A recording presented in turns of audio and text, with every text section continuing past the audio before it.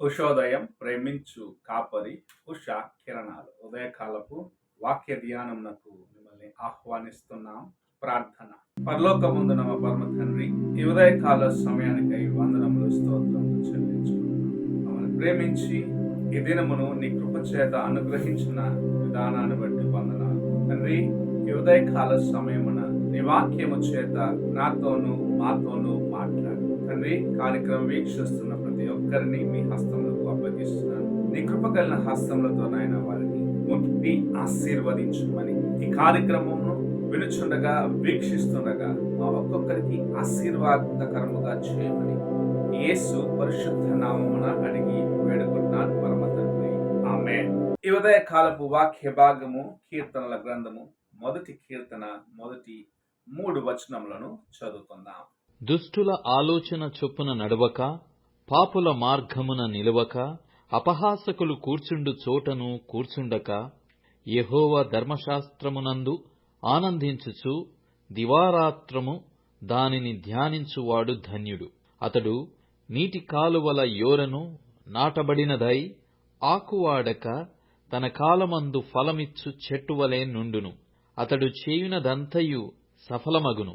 నీతిమంతుని యొక్క మార్గము ఎలాగుంటుంది, అతని జీవితము ఎలాగుంటుంది అని కీర్తనాకారుడు ఈ మొదటి 3 వచనములలో చాలా తేటగా చెప్పటం చూడగలము. దుష్టుల ఆలోచన చొప్పున నడవక, పాపుల మార్గమున నిలవక, అపహాసకులు కూర్చుండు చోట కూర్చుండక, యెహోవా ధర్మశాస్త్రమందు ఆనందించుచు దివారాత్రములు ధ్యానించు వాడు ధన్యుడు.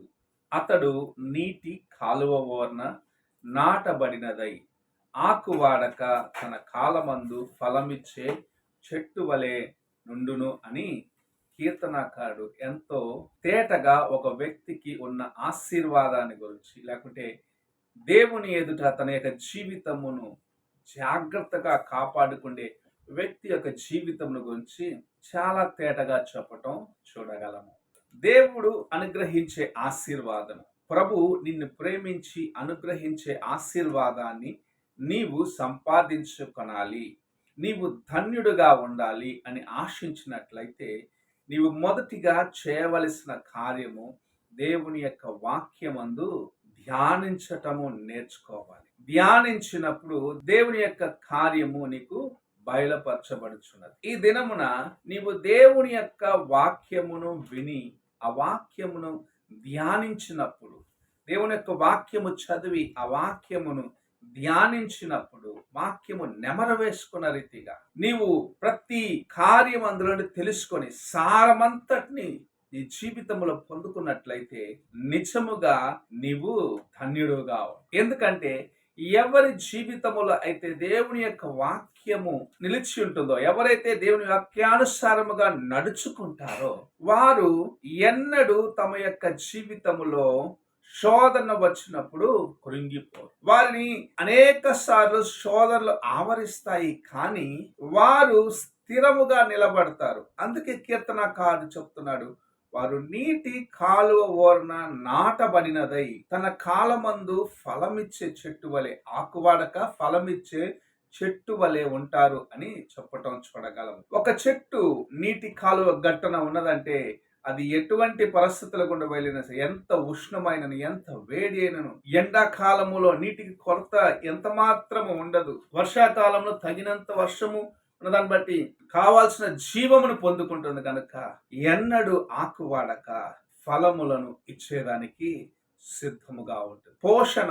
అంతగా ఆ చెట్టుకు దొరుకుతుంది. ఎవరైతే దేవుని యొక్క వాక్యమును ధ్యానిస్తున్నారో, ఎవరైతే దేవుని యొక్క వాక్యమును తమ హృదయంలో భద్రపరుచుకొని వాక్యమును నెమరవేసుకుంటూ ప్రతి దినము గడుపుచున్నారో వారు అలాగనే జీవమును పొందుకునేవారిగా, దేవుని యొక్క కృపను పొందుకునేవారిగా, దేవుని వైపు చూస్తూ ముందుకు నడిచే ఆ అనుభవంలో ఉన్నారని ఇక్కడ కీర్తనకారుడు చెప్పటం చూడగలరు. అంత మాత్రమే కాదు, గొప్ప ఆశీర్వాదం ఏమిటి, ధన్యతను గురించి చెప్తూ కీర్తనకారుడు చెప్తున్న మాట ఏమి, వారు చేయున్నవన్నీ సఫలము అగును. ఎవరైతే దేవుని యొక్క కృప కొరకు వేడుకుంటారు. ఎవరైతే దేవుని యొక్క వాక్యమును తమ జీవితంలో అనువహించుకుంటూ వాక్యానుసారముగా నడుచుకుంటారు, ఎవరైతే దేవుని యొక్క వాక్యము నుండి కుడికి ఎడమకు తొలగిపోకుండా జీవిస్తారో వారి జీవితంలో దేవుని యొక్క కృప కుమ్మరించబడుచున్నది గనుక వారు దేవుని యొక్క జీవమును తనలో నుండి ఇతరులకు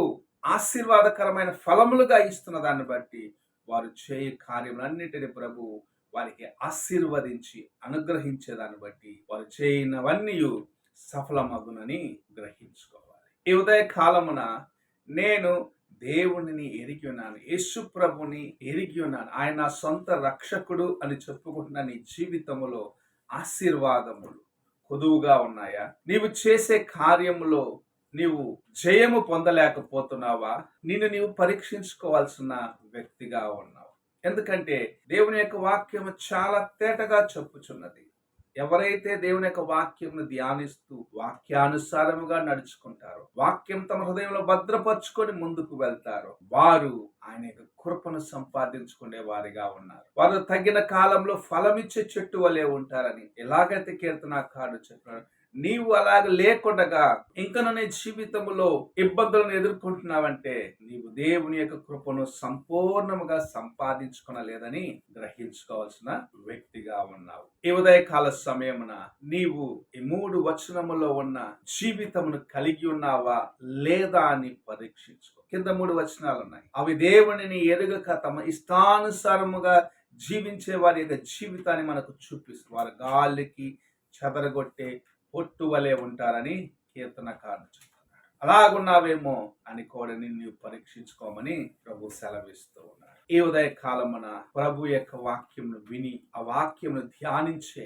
అనుభవంలోకి రా. వాక్యమును ధ్యానించినప్పుడు నీ జీవితానికి అవసరమైన కార్యములను ప్రభు బయలుపరిచి నీలో తన యొక్క జీవమును స్థిరపరిచి నిన్ను ఆశీర్వదించి అనేకులకు ఆశీర్వాదకరముగా చేయాలని ప్రభు ఆశిస్తూ ఉన్నాడు. నీవు ఎలాగున్నావో ఒక్కసారి నీ హృదయాన్ని పరీక్షించుకో, ప్రశ్నించుకో, దేవుని వైపు చూసి నీ జీవితాన్ని సరి చేసుకో. ప్రార్థన చేసుకున్నా. మహోన్నతుడైన గొప్ప దేవా యేసయ్యా, ఈ ప్రాతః కాలమున మీరు మాకు అనుగ్రహించిన కొద్ది మాటలను బట్టి వందనాలు చెల్లించుకుంటాం. మేము నాయన నీటి కాలువ నాటబడినది ఆకువాడక తన కాలమందు ఫలమిచ్చి చెట్టుని పోలిన వారిగా ఉండటకు మా జీవితంలో నాయన నీకు ఇష్టమైన రీతిగా మలచుమని వేడు. నీ వైపు చూసి నీ కృపను పొందుకొని ఇతరులను నీకు ఆదాయం చేసే అనుభవంలోకి మేము రావడానికి సహాయం చేయండి. యేసు పరిశుద్ధ నామమున అడిగి వేడుకుంటాను పరమ తండ్రి, ఆమేన్. తండ్రి అయిన దేవుని ప్రేమ,